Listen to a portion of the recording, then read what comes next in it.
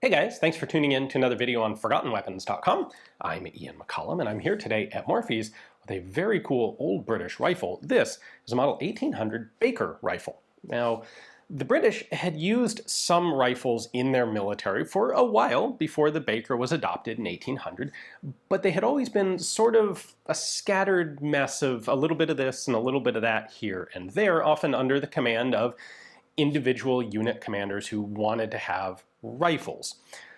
In the American Revolution, the British get their first real taste of rifle use from the opposition in a real military conflict and decide that this is something that they want to explore more thoroughly. Now, you might think rifles are kind of an obvious improvement over smoothbore muskets, but that's not necessarily the case. The thing is, yes, a rifle is significantly more accurate than a smoothbore musket, but at this time, the primary military weapon really was the bayonet.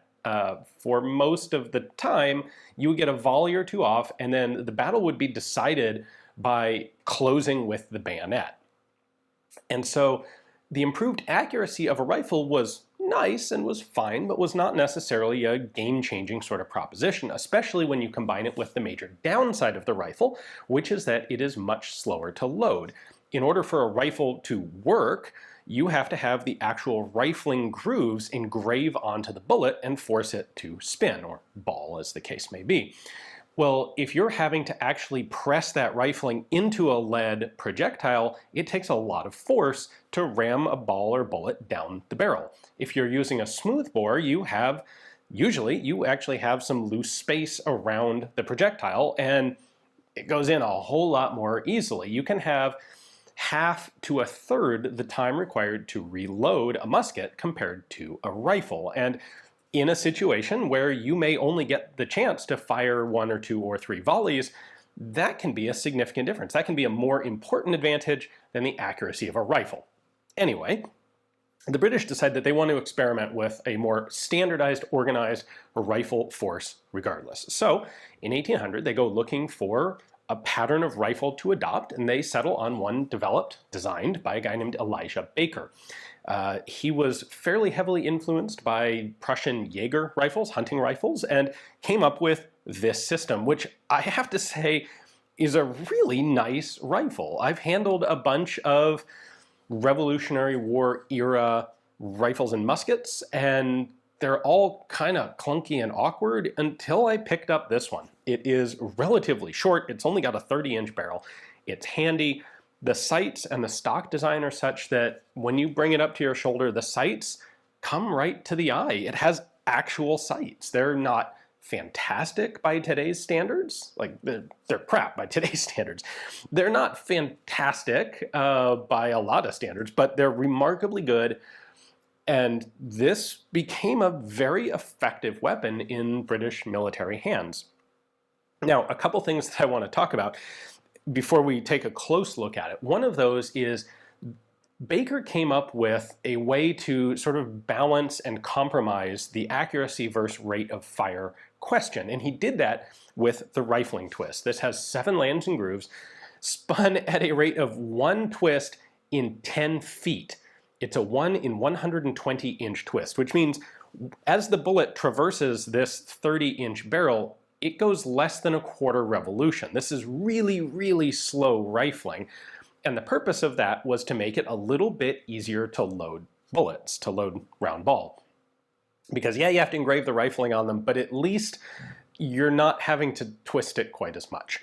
They did find a reduction in accuracy by using that slow of a rifling twist compared to a more typical 1 in 30, 1 in 40 inch. But it was still quite accurate. So the standard of one of these rifles was essentially 100% hits on a human silhouette at 100 yards. They were considered effective out to 200. Like, you're pretty much going to get all hits out to 200 yards. And with particularly good marksmen, you could push that to maybe 300 for individual targets, which is pretty remarkable. Like, at 300 yards, you're really getting to the limit of where you can visually identify and engage a standing person anyway. For area targets, if you have a group of riflemen shooting at a group of enemy troops that you can spot a long distance away, Baker rifles were considered to be effective out to 500 yards. Much better than muskets. At the time, like the maximum effective range of a smoothbore musket was considered to be about 120 yards. Reload time on this is still half or so, half to 2/3 the speed of a regular smoothbore. Interestingly, by the way, if you're curious about a lot of the practical aspects of shooting a Baker, I would highly recommend a series of videos done by British muzzleloaders. He has a reproduction Baker that he used and did a bunch of shooting with, and has some really interesting accuracy comparisons, rate of fire comparisons, and a tremendous amount of information about the field use of these guns. The one other thing I will point out before we take a closer look is that there were multiple different styles of ammunition used. If you wanted to get maximum accuracy from the rifle, you would use a paper or leather patched ball that was nice and tight fitted to the bore. It was the slowest thing to load, but it was the most accurate. It was going to engage the rifling solidly. It was going to have the least gas blow by.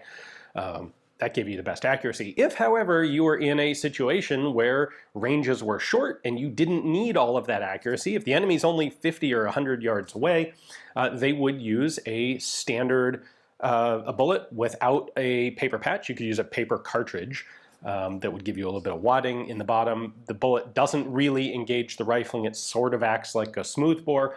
Accuracy is significantly reduced, but speed to load the thing is significantly increased because you don't have to, like, it takes a lot less force to ram a cartridge down the bore. So both of those were used, specifically during the Napoleonic Wars when this rifle was really in its heyday. So with all that taken care of, let's take a closer look. Let me show you some of the features specifically of the Baker and this 1800 pattern Baker in particular. Sorry for the interruption. Just want to say that today's video is brought to you by Headstamp Publishing, with an extensive catalog of books on all sorts of interesting and esoteric small arms, everything from World War II small arms to Imperial Japanese swords to the earliest of revolvers and Cold War battle rifles. There is something at Headstamp for every firearms enthusiast. Check it out. Links in the description text below. This is, of course, a flintlock rifle. Percussion caps had not yet been invented. If we take a look at the markings, well, there are just a couple. We have the crown for King George here. We have Tower. This was manufactured by the Tower of London under their subcontracting system. The Baker was actually the first rifle to be manufactured by what would become the Royal Small Arms Factory Enfield, RSAF Enfield, but this is not an Enfield manufactured version. Elijah Baker may have designed the rifle, but he ended up actually being a pretty minor player in its manufacture, making something like 780 of the guns overall that were produced. We have a couple of proof marks back here on the barrel. And there is this plate on the back of the wrist with a number on it. That is not a serial number. These guns were not serialized. Not sure exactly what that is. Might be a unit mark, might be a, yeah, I'm not sure. One of the features to pay attention to here is the cock. These are often, especially reproductions, are made with what's called a swan neck cock, which doesn't have this reinforcing component right here. This contributed to greater strength, better reliability of, well, reliability in that it didn't break as much of the mechanism. Standard loading for these was 95 grains of 2F black powder under a roughly 310, 320 grain round ball. These are .625 caliber. They did initially experiment with a 70 caliber heavy version. That was abandoned really quite quickly. Only a couple dozen of those were included in the first purchase of Baker rifles, and they decided that that didn't make sense. They wanted to be able to use standard musket ball if they needed to. So some good logistical foresight going into the design here. Anyway, 310, 320 grain round ball, over 95 grains of black powder. Here is the rear sight. There's actually two leaves. This would be simplified in some later versions to just a single fixed rear sight. But on this guy, we've got the two. These are roughly set typically to 100 yards and 2 or 250 yards. 250 would really be the longest practical range for individual fire with a rifle like this. The front sight is actually a nice tall post for this period, the sights come very nicely to the eye. Like I said, it's a very handy rifle, especially for this period. Relatively short, relatively light. We have a ramrod underneath the barrel, of course. You've got 2 keepers for the ramrod before it drops into the stock. You can see the rifling there. Baker's are 7 lands and grooves, nice wide square-bottomed rifling. The barrel is attached to the stock by 3 keepers here, 3 crossbars.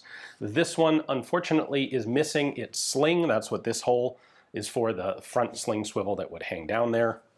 The rear sling swivel would have been attached through the trigger guard here. Again, it's missing, unfortunately. You do have this kind of nice brass pistol grip. And then we have a patch box here.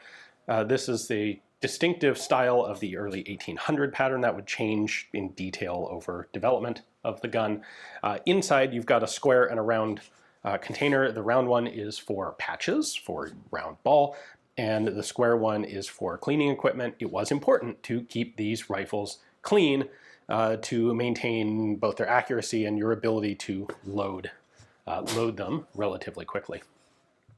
When these guns are unit marked, you'll typically see the unit marks up here. Unfortunately, this doesn't have them. A little bit of a cheek rest on the left side of the stock, and that's pretty much it. Later on, they would add a slot here at the bottom end of the cleaning rod to allow gunk, debris, dirt, etc., to fall free of the cleaning rod, or the ramrod, to prevent it getting jammed in the gun. And then the bayonet originally had a big bar right here on the side. In 1815, like I said, about 2,000 of these were converted to use socket bayonets. So the bar was removed, and this little lug was attached to the bottom of the barrel. That is where you would attach a standard sort of socket bayonet. The socket bayonet would be much more practical for actual bayonet fighting, which the Baker rifle was not really designed around. The Baker rifle remained the official standard rifle for the British Army for nearly 40 years. First adopted in 1800, of course, saw significant use throughout the Napoleonic Wars. By the end of the Napoleonic Wars, they'd made something like 14,000 of these rifles of a series of different patterns. There was a second pattern, a third pattern, I believe a fourth pattern, as they changed some of the details of the lock work. Maybe the most distinctive of those is in 1823. There's sort of a simplified pattern where they try and use, like, standardize the lock work from the new standard Army musket. The last batch of these is actually manufactured just after the adoption of the Brunswick rifle, which replaces the Baker. That last batch was made in 1838. So these are really pretty scarce today. It's very cool to have one here from that very first batch of 1800 pattern guns. It'd be cool if it had the sword bayonet, but the socket bayonet is an interesting and historically quite legitimate conversion done back at the time. So big thanks to Morphy's for giving me access to this guy to film. Once again, if you want to see some footage of some content on the physical use of these and shooting examples with a reproduction gun, highly recommend British Muzzleloaders. I'll include a link to his playlist on this rifle down in the description text. Hopefully you enjoyed it. Thanks for watching.